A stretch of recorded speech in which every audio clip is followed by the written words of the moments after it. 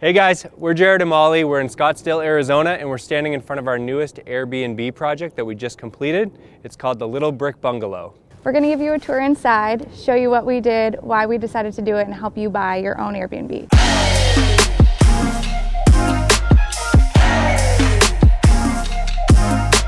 Okay, so when we were looking for a property in Scottsdale, we wanted something that had the Southwest charm of our city. So we chose this kind of like bungalow, brick, Spanish style Airbnb. We added an Instagrammable wall on your entrance, and here's our tour. Okay, so something to think about when you're purchasing an Airbnb is who is your target audience, who's going to be staying in your home. South Scottsdale is known for its nightclubs, restaurants. We get a ton of bachelor parties, and so for us, we wanted to create something that was young and fun and kind of match the people that we thought would be staying here. So we did this cool mural, "Welcome to Scottsdale." People can take their Instagram photos in front of it.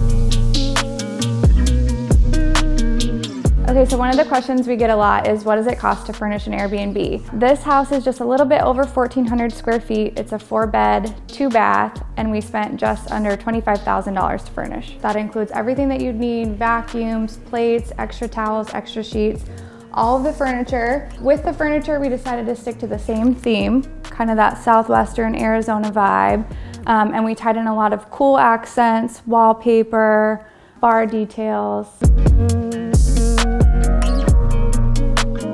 So oftentimes when you're purchasing a home for an Airbnb, it needs some updating. We didn't want to go over the top because, again, our goal was just to get it ready for our Airbnbers. What we did here was a simple quartz countertop, white shaker cabinets. We're bringing a new appliance package and then some laminate flooring. So we kept it really simple. We made it clean and inviting and let all the furnishings that Molly brought in actually create the vibe of the property. Okay, so we want to talk about bedrooms. Something to consider when purchasing an Airbnb is how many people will your house sleep. The more people it sleeps, sometimes the more return you can get on your investment. So this was a carport that was converted into kind of like an exterior gym room. We turned it back into a bedroom, added 2 twin beds so that we could sleep 2 additional people. And that was a good return on investment for us because the value of having a 4th bedroom outweighed the cost of renovation. So people come to Scottsdale for the weather. It's beautiful here when the rest of the country is cold.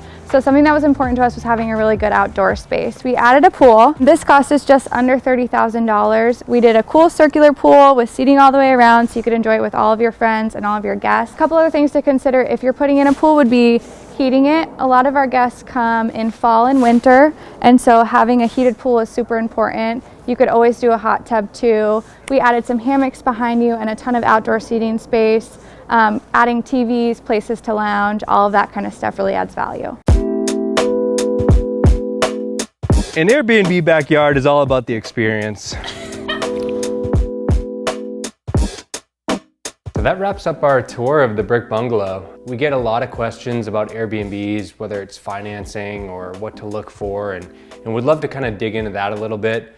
I think my biggest piece of advice that I would give is there's so many Airbnbs out there right now. You need to be custom. You need to be local in regards to the way that you create an experience. And I think that's really important because when people are scrolling, a property like this is gonna pop out versus someone who took grandma's house and just threw some furniture in it. A question that I always get is, where should I buy an Airbnb?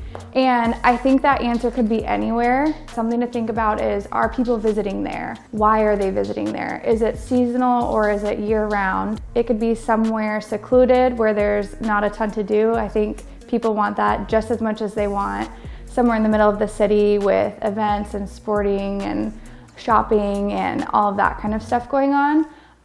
But just make sure your Airbnb matches who's coming to see you. So like Scottsdale, we get a ton of people that want to party and have a good time and enjoy the weather. And so we kind of match our Airbnbs to that person. When looking for an area for an Airbnb, we've already targeted this neighborhood. We actually built the house next door. We love it for a number of reasons: the access to 101, the access to Old Town Scottsdale, the development within a mile down the street.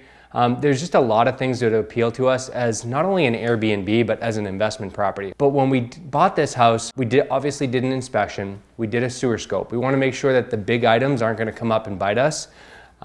We did find out that the roof was shot and needed to be repaired. So we were able to negotiate that. We had them take care of that. So we knew that that wasn't going to be a big expense that ate into our, potential profit. So I think really just kind of understanding the property that you're buying, not only from an area standpoint, but the raw bones of the property is super important, in understanding that everything's negotiable and you can take care of some of those big items from the start so that it doesn't affect your numbers. Also, something that you kind of talked about that I think is really important, and this is something that we're so big on if we're buying a long-term rental, a short-term rental, our primary residence, is finding an area where things are going to continue to go up. So for this property, we're on the tail end of South Scottsdale, we border Tempe. Right down the street, we have a ton of development. So they're building Papago Plaza, they're building malls, they're building shopping, they're doing baseball fields, commercial buildings. There's so much development here that we thought buying in this neighborhood would be a good long-term hold because of all the growth going around it. It doesn't just have to be about the return or the numbers that it's going to bring in as an Airbnb. You can always take in the long-term appreciation that you're going to get. And I think what Molly's touching on too is just that your scope needs to be a little bit broader, not just focused on the actual property, but we love this area, we believe in this area, and we're confident buying in here. And that's the most important thing. When people look at investments and they get a little bit scared, if you're buying in the right area, you can have the confidence to move forward. Something to think about is, what are your city ordinances? Is there an HOA? If there is an HOA, are there rules against short or long term? Are those rules something that could change? Just as an example, City of Scottsdale has an ordinance on how many people you can sleep. HOAs have rules that maybe it's a 30-day rental minimum and you're buying it to short-term rental. That's just something to consider. Also, HOAs can always change their rules. My rule with anything that we buy is that we have a plan B and a plan C.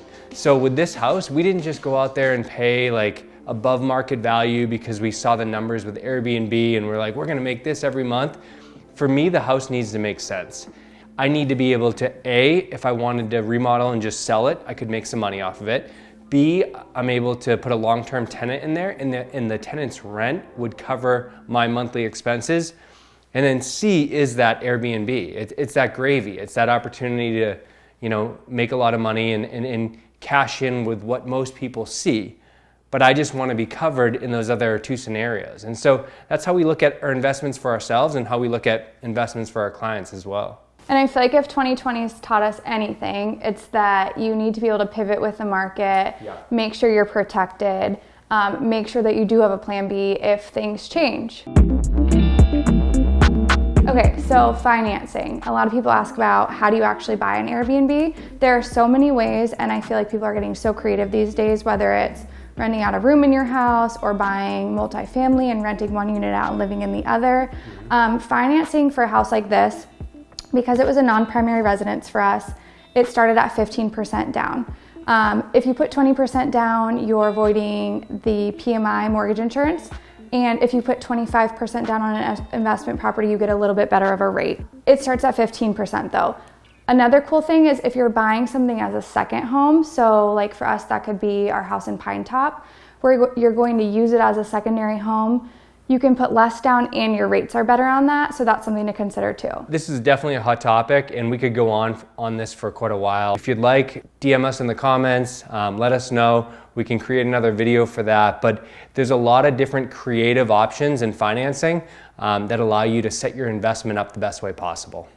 And what we love more than anything is helping you come up with your own investment plan. So whether you have $500 in the bank or $500,000, we can help you come up with a plan that's specific to you, what you want, and a return for what you have.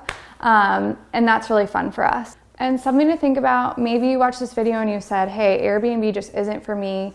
Something to think about is, what is your cash out of pocket and what is your cash on cash return?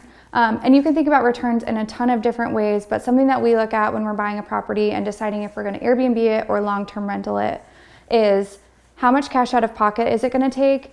And then what is our return on that cash out of pocket going to be? So for this, it was a big expense. We added a pool, we remodeled, we furnished. By the time we were all in, it's over $100,000. And so what you want to look at is, what is that property going to bring in? What am I going to net off of it after I pay management, after I pay utilities, after I pay our mortgage? And is that worth the money that we have into it? A secondary property that we're buying, we looked at the numbers and we said, okay, we could put 15% down. We could stick a regular tenant in it and get $1,000 a month off of that. And when we outweighed the difference of spending the extra money to furnish and get it vacation rental ready, it just wasn't worth it for us. So look at that, because it all comes down to numbers, and numbers are, if it's an investment for you and not just for fun, numbers are what's important. And if you've made it this far of Jared drinking beer in a hammock and me rambling on about investments, thank you so much. Let us know what you want to learn more about investments, real estate, renovation, design. Make sure you like and subscribe, or heart, right? Is that it? Or heart our YouTube channel. And that's all I got. We got to get back to work, but we'll see you next time.